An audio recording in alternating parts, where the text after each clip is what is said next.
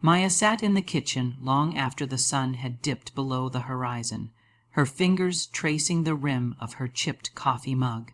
The faint hum of the refrigerator filled the silence, broken only by the occasional creak of the old apartment settling. The stack of unopened envelopes on the table felt like an immovable wall between her and the life she wanted. Bills, collection notices, reminders of payments she could never seem to make on time. It was a mountain she had been climbing for years, but every time she thought she reached the top, she slid back down into the same pit of anxiety and exhaustion. She leaned back in her chair, pressing the heels of her palms against her eyes. She was tired, tired of the long shifts at her job, tired of coming home to an empty apartment, tired of fighting for scraps of hope. She whispered aloud, almost without realizing it, "Why am I always stuck? Why does nothing change?" Her own voice startled her, sharp in the quiet room, and she looked around as if someone else might have heard her confession. The words echoed inside her chest, like a truth she had always known, but never dared to say. Later that night, unable to sleep, Maya scrolled aimlessly through her phone, stopping at a quote that appeared on a friend's social media post.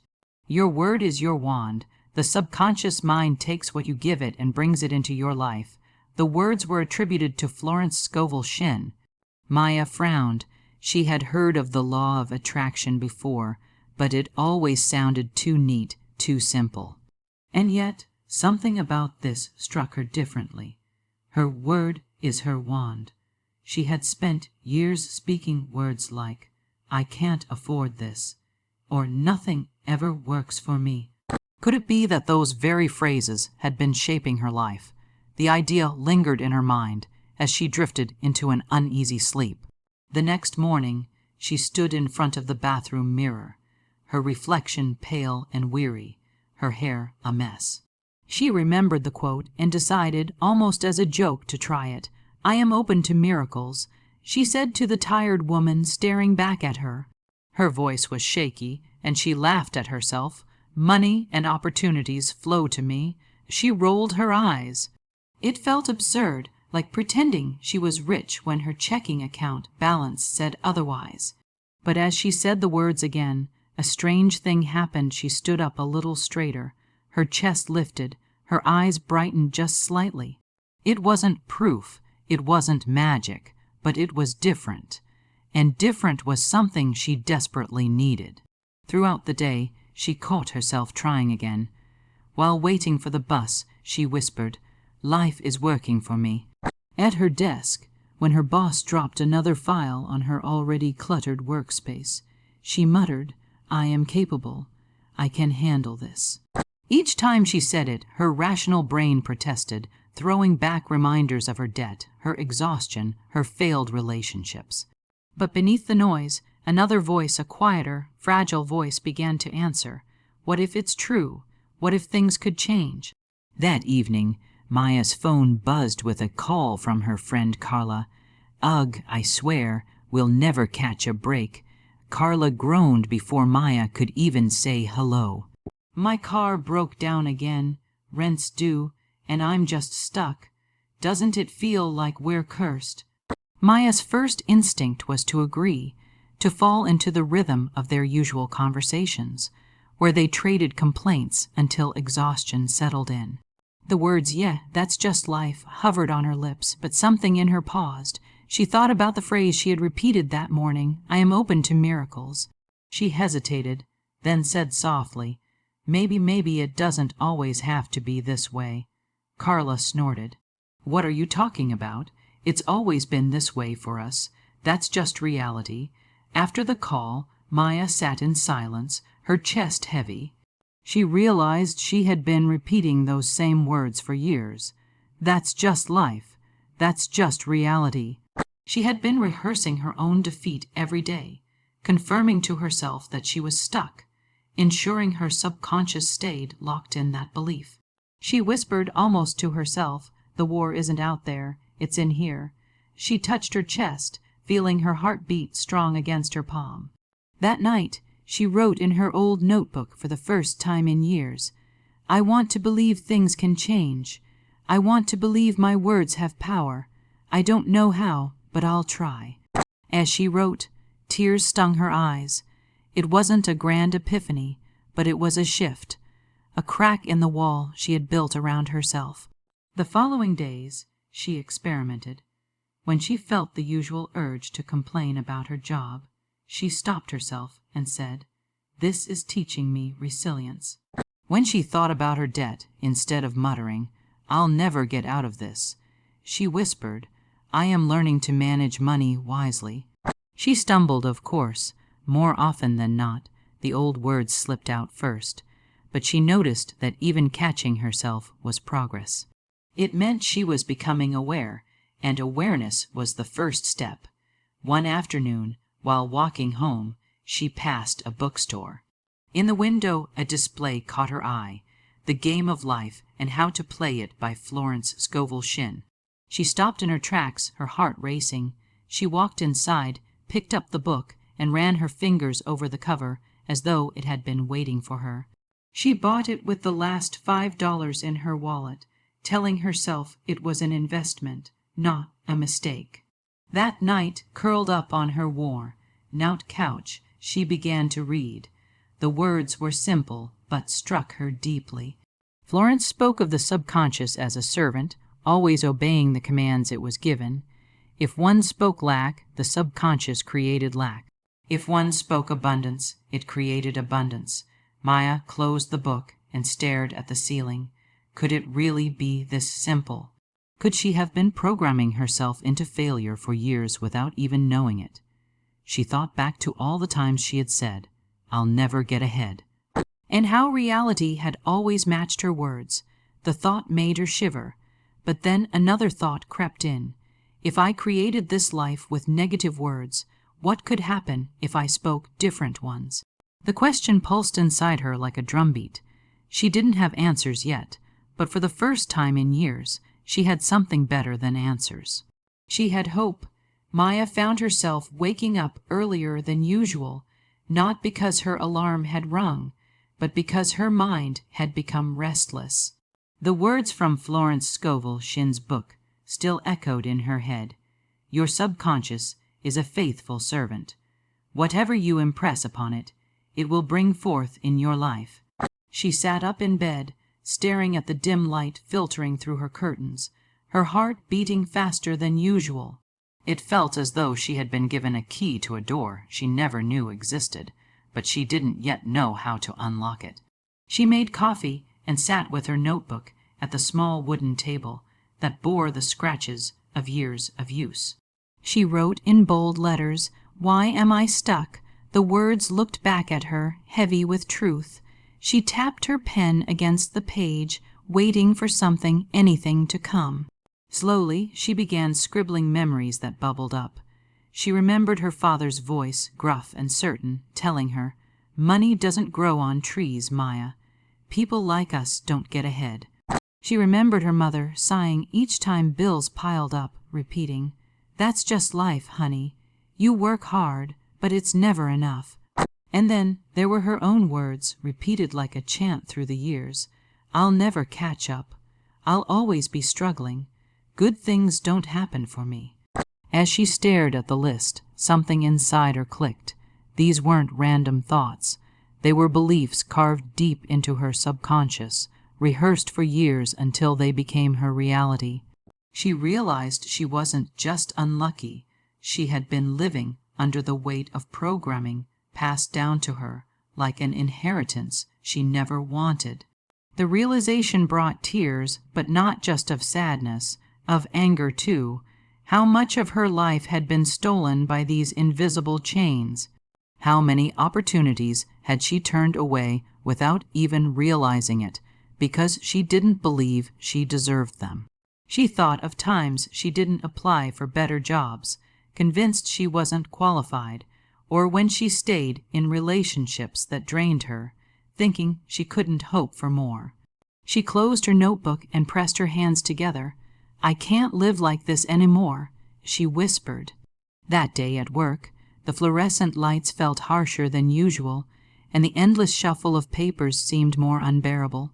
But instead of spiraling into frustration, she kept catching herself. Each time her mind muttered, "This is pointless. I hate this job." She replaced it with, "This is temporary. I am moving toward better opportunities." At first it felt forced, even ridiculous, but by lunchtime she noticed something unexpected. She didn't feel as drained. Later, in the break room, her coworker James complained loudly about their low pay. Normally, Maya would have joined in the chorus, trading stories about bills and frustrations. But she stayed quiet, sipping her coffee. Inside, a war raged. Part of her wanted to agree, to sink into the comfort of shared misery. Another part of her whispered, "Don't feed it. Don't say the words." She smiled faintly at James instead and said, "I'm working on believing things can get better." James laughed, shaking his head. Good luck with that. But the seed was planted. For the rest of the day, Maya thought about how powerful it felt not to surrender to the old script. That evening, she decided to dig deeper. She sat in her apartment surrounded by silence, the book open in her lap. Florence wrote about affirmations, about impressing new thoughts onto the subconscious until they took root. Maya hesitated. The cynical part of her said, "What good are words? They won't pay the rent." But another part of her, the part that had started to feel alive again, answered, "What if words are exactly what changes everything?" She began with small steps. On sticky notes, she wrote, "I am worthy. Life supports me. Abundance flows easily to me." She stuck one on her bathroom mirror, one on her fridge, and another above her bed. Each time she saw them, she repeated the words aloud, even when she didn't believe them. But progress was not smooth. One night, after opening a particularly harsh collection notice, she broke down. The fear hit her like a wave. How could she possibly reprogram her mind when reality screamed so loudly against her? She tore one of the sticky notes from the fridge and crumpled it, muttering, "This is stupid. Words can't change this mess." She cried herself to sleep, feeling like a fool. Yet, the next morning, something inside nudged her to try again. She found the crumpled note on the floor, smoothed it out, and stuck it back. "I'm not giving up," she whispered. She realized that change wasn't going to feel like lightning striking. It would feel like climbing a mountain, slow, painful, but possible. The days turned into weeks. Some days she felt unstoppable, repeating her affirmations with confidence, catching herself when negative thoughts crept in. Other days she sank into old habits, but instead of shaming herself, she reminded herself that awareness itself was progress. One Saturday, while running errands, she stopped at a small community event. A speaker was giving a talk about personal growth and the power of mindset. Maya lingered at the back, listening as the woman spoke about how her own life had transformed when she shifted her subconscious beliefs. It was as if the universe had arranged for Maya to be there, hearing the exact words she needed. Afterward, she introduced herself, and the woman handed her a flyer for a weekly discussion group. Maya hesitated. The old voice whispered, "You don't have time. You don't belong in groups like this." But she caught herself. She heard Florence's wisdom in her mind. "Your word is your wand." She smiled nervously and said, "I'll be there." When she left the event, the city streets seemed brighter. She walked taller, her steps lighter. For the first time in years, she felt like she wasn't at war with life. She was learning to fight the battle where it mattered most inside her own subconscious. At home, she opened her notebook again. On the page where she had once written, "Why am I stuck?" she drew a line underneath and wrote, "Because I believed I was." Now I choose differently. The act of writing it felt like chiseling away at the wall inside her. That night before bed, she whispered into the darkness, "I am open to miracles. I am free. I am moving forward." And for the first time in years, she drifted into sleep not with dread, but with peace. Weeks passed, and Maya's small changes began weaving themselves into the fabric of her daily life. At first, the shifts were almost invisible, like faint ripples across still water. She woke up earlier, not out of dread, but with a quiet sense of curiosity about what the day might hold. She kept up her practice of sticky notes, her whispered affirmations, and the deliberate catching of her own words before they sank into the subconscious like stones into a pond. Yet, even with all these changes, she still wondered, when would her outer world begin to reflect the work she was doing within? One morning, as she sipped her coffee and gazed at the note on her fridge, "Abundance flows easily to me," her phone buzzed with an email notification. She nearly ignored it, assuming it was spam, but when she opened it, her breath caught. It was from a company she had applied to months ago, a position she had secretly felt unqualified for. The email invited her to an interview. Maya sat frozen for a long moment, the words on the screen swimming before her eyes.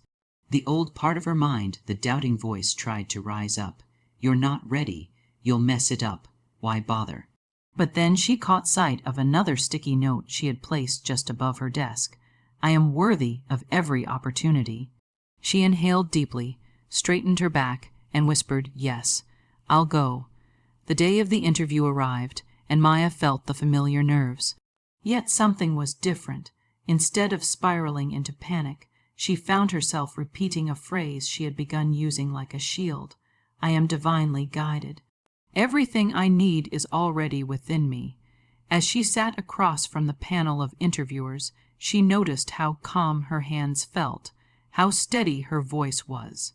The old Maya would have downplayed her skills, but this time she spoke with quiet confidence, explaining not only what she had done, but what she was capable of doing.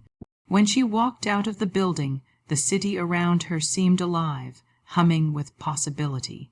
She didn't know yet if she had secured the position, but she did know one thing.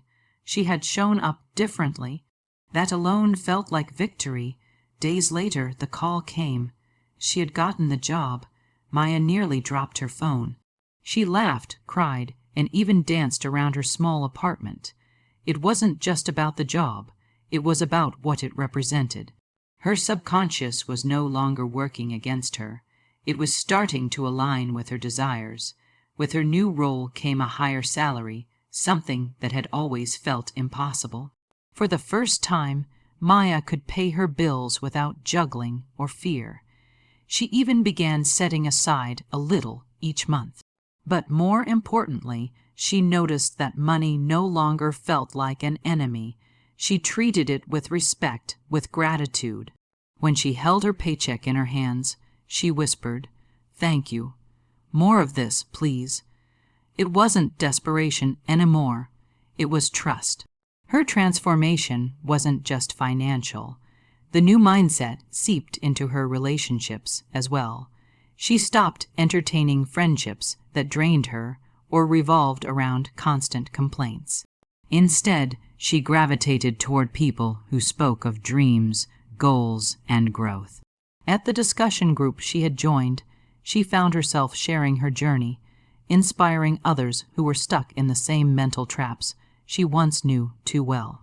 One evening, while walking home from one of those meetings, Maya paused under a street lamp and realized something profound. The chains she had carried for years weren't around her anymore.